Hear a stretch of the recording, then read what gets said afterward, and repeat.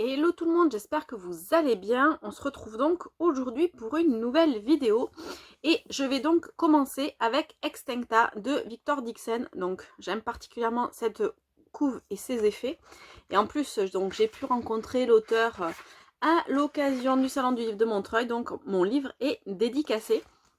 Comme le titre le dit, c'est l'extinction de l'espèce humaine. Donc on commence une dizaine de jours avant cette extinction et donc on va suivre différents personnages. Donc Astrea qui est une héroïne qui est un petit peu née dans les bas-fonds, et Ocerian, si je ne m'abuse c'est bien ça, oui.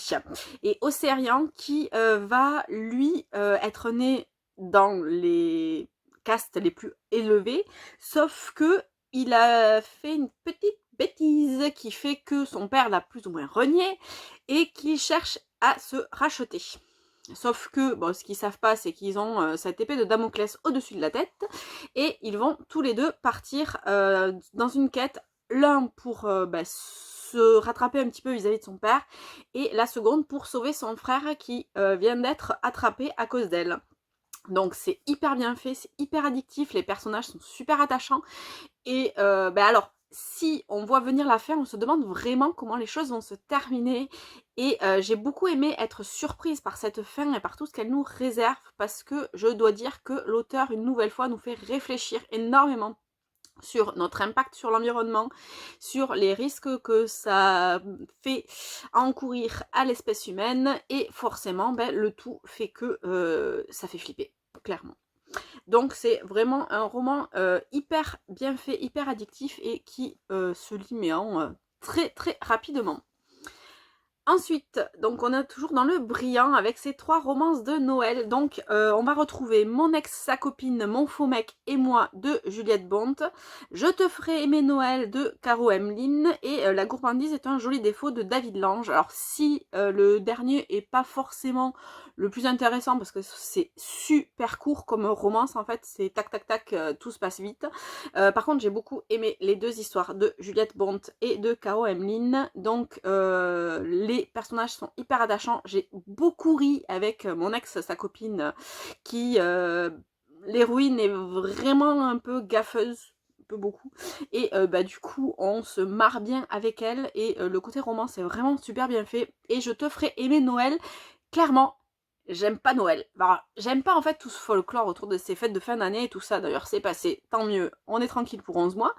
Et du coup là j'ai trouvé que le côté humour, la façon dont, pareil, le mec il aime pas du tout Noël lui non plus, alors que l'héroïne elle est à fond dedans, et forcément ça va nous faire sourire à plusieurs reprises. Donc voilà, ces 3 romances, les 2 premières sont très très efficaces, très très bien, la troisième est sympathique mais voilà.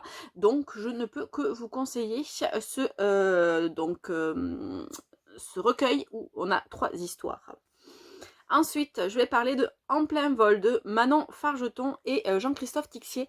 Alors, En plein vol, c'est la suite de Quand vient la vague. Alors, c'est pas vraiment une suite, on va dire, c'est une histoire qui est liée, puisqu'on va retrouver Romane et Jules, 2 personnages qu'on croise dans Quand vient la vague, et forcément on les retrouve avec énormément de plaisir. Et j'ai trouvé que les sujets qui étaient abordés par les auteurs était vraiment prenant.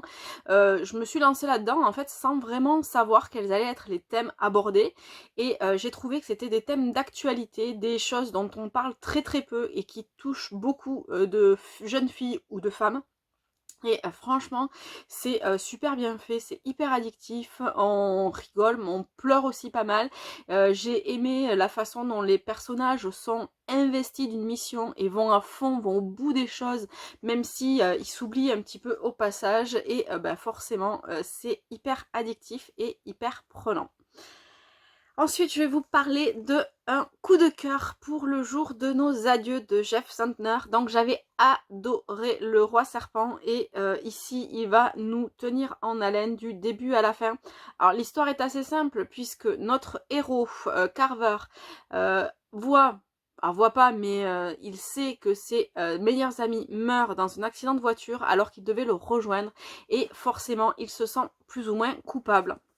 Et donc l'auteur va jouer sur cette culpabilité qui est à la fois la culpabilité du survivant, forcément parce qu'il aurait dû se trouver avec eux et finalement il n'y était pas, et la culpabilité d'avoir envoyé un message pour savoir où est-ce qu'ils étaient, et il sait pas trop le lien que l'envoi de ce message a avec leur accident, mais c'est vraiment magnifique. Les personnages sont magnifiques. Carver travaille sur lui-même, il va permettre aussi à beaucoup d'avancées. Alors forcément, il y a des familles qui lui en veulent énormément d'être celui qui a survécu. Il y a des familles qui sont contentes et heureuses que lui ait survécu. Et forcément, on est pris dans toute cette histoire et ça nous prend au cœur et ça nous bouffe, ça nous fait pleurer, ça nous fait rire aussi parce que quand il se rappelle son histoire avec ses meilleurs amis, c'est vraiment génial. Et voilà, il faut découvrir les écrits de l'auteur. Franchement, c'est juste génialissime. Ensuite, je vais vous parler d'un troisième et dernier tome, petit pavé. Donc, Le Glal, le tome 3 de La Faucheuse de Neil Shusterman. Donc là, je vais pas revenir sur tome 3, mais sur toute la saga en général. C'est une saga vraiment géniale qui va nous faire vivre des moments fantastiques avec des personnages. C'est du suspense, des rebondissements, plusieurs voix, donc forcément on a un petit peu le côté des gentils et des méchants, les méchants qui sont pas forcément méchants, les gentils qui sont pas forcément gentils, et tout ça fait qu'on ne s'ennuie pas une seule seconde avec eux, et que cette saga est vraiment top à lire. Et honnêtement, il y en a peu en trilogie en fantasy comme ça, young adult, où j'ai autant accroché, donc n'hésitez pas. Et donc pour finir, je vais vous parler de Noces secrètes de Kinley McGregor.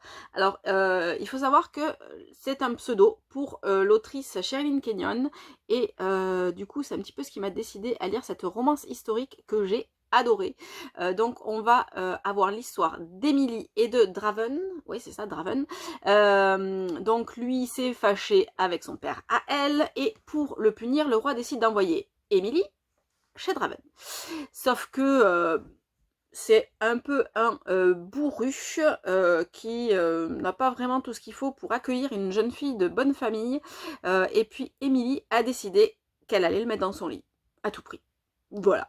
Et du coup, elle va tout faire pour le faire craquer, sauf que lui, il a promis au roi de ne pas la toucher surtout, puisque du coup, c'est un peu un échange, elle est un peu sa prisonnière, mais il doit rien faire. Et elle a décidé que, au contraire, il allait lui faire beaucoup de choses. Donc c'est drôle, les personnages sont hyper attachants, et honnêtement, j'ai trouvé le contexte historique qui était très bien fait, et c'est tout très mignon. Voilà pour les 6 romans dont je voulais vous parler aujourd'hui. Je vous dis à très bientôt. Bye bye.